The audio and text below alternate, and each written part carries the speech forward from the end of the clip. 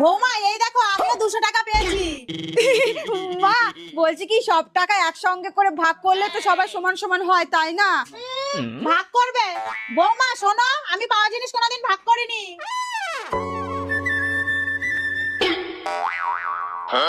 মা এই দেখুন আমিও পেয়েছি 500 টাকা।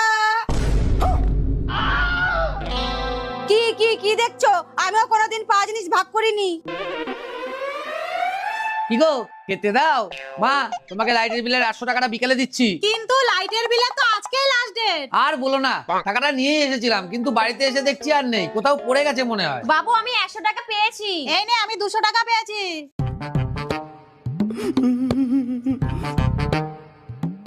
বাবু আর 500 ও যে ও পেয়েছে।